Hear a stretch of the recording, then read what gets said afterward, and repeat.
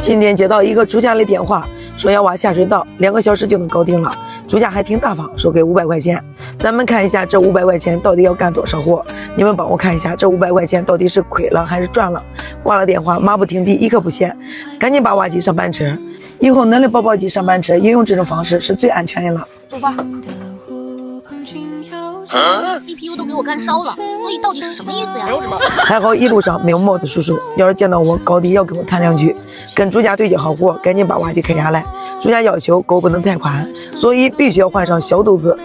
这是时候展现我的实力了，就这个小斗子不是轻轻松松拿你吗？